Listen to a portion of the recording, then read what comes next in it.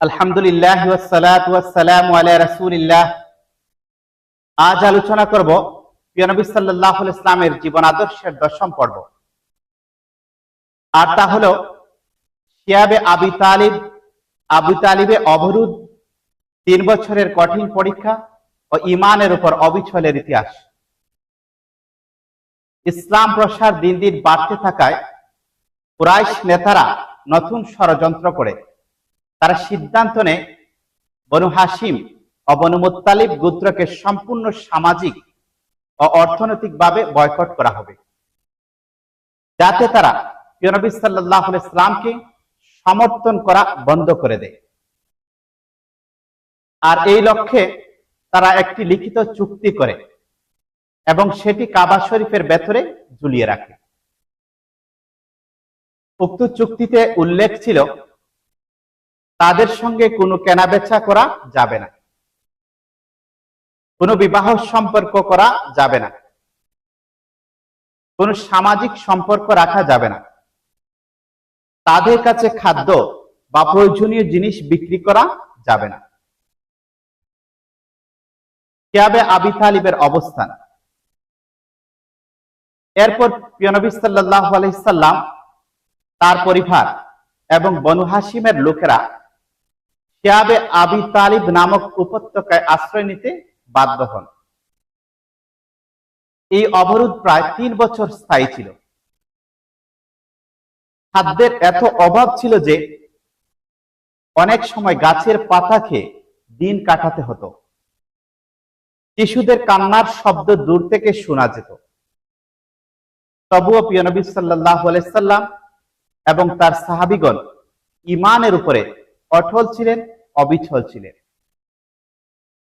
আল্লাহর সাহায্য। অবশেষে আল্লাহ তাআলা তার সাহায্য পাঠান। ওই পোকা কুরাইশদের সেই চুক্তিপত্রের অধিকাংশ লেখা খেয়ে ফেলে। শুধু বিসমিকা আল্লাহুম্মা, আল্লাহর নাম অংশটি অবশিষ্ট রয়েছিল। প্রিয় নবী সাল্লাল্লাহু আলাইহি সাল্লাম সংবাদ জানলে, প্রিয় নবী সাল্লাল্লাহু আলাইহি সাল্লাম এই সংবাদটি জানতে পারলে বিষয়টি পরীক্ষা করে কুরাইশরা সত্যতা দেখতে পায়। পরে কয়েকজন ন্যায়পরায়ণ ব্যক্তি এই অন্যায় অবরোধের বিরোধিতা করেন এবং চুক্তি বাতিল করা হয়। এইভাবে 3 বছরের কঠিন অবরোধের অবসান ঘটে যায়। কোরআনে আল্লাহ রাব্বুল আলামিন এই মর্মে ইরশাদ করেছেন। আল্লাহ রাব্বুল আলামিন বলেন, ফা ইন্না মাআল উসরি ইউসরা, ইন্না মাআল উসরি ইউসরা। আলোচ্য আয়াতের অর্থ হচ্ছে, নিশ্চয়ই কষ্টের সঙ্গেই রয়েছে স্বস্তি, নিশ্চয়ই কষ্টের সঙ্গেই রয়েছে স্বস্তি। এই আয়াত আমাদের শিক্ষা দেয় যে কষ্টই আসুক, আল্লাহর সাহায্য অবশ্যই আসবে, আল্লাহর সাহায্য অবশ্যই আসে।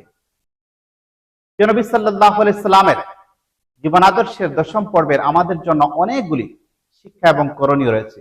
তার মধ্যে থেকে উল্লেখযোগ্য হচ্ছে এই: 1, ঈমান রক্ষার জন্য ত্যাগ স্বীকার করতে হয়। 2, কঠিন পরীক্ষায় ধৈর্য ধারণ করলে আল্লাহ উত্তম প্রতিদান দেন। 3, অন্যায় ও জুলুম দীর্ঘস্থায়ী হয় না, শেষ পর্যন্ত সত্যই বিজয়ী হয়। 4, সংকটের সময় মুসলিমদের পরস্পরের পাশে দাঁড়ানো অত্যন্ত গুরুত্বপূর্ণ। মোট কথা হচ্ছে, কিয়াবে আবি তালিবের এই 3 বছরের অবরোধ মানব ইতিহাসে ঈমান, ধৈর্য ও ত্যাগের এক উজ্জ্বল দৃষ্টান্ত। নবী সাল্লাল্লাহু আলাইহি সাল্লাম এবং তার সঙ্গীরা কষ্টকে ভয় করেননি, বরং আল্লাহর উপর পূর্ণ ভরসা রেখে অবিচল থেকেছেন। এই ঘটনাই আমাদের শেখায়, পরীক্ষা যত কঠিনই হোক, আল্লাহর সাহায্য খুবই নিকটে।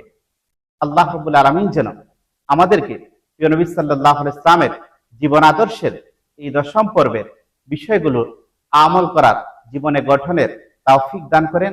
আমিন সুম্মা আমিন।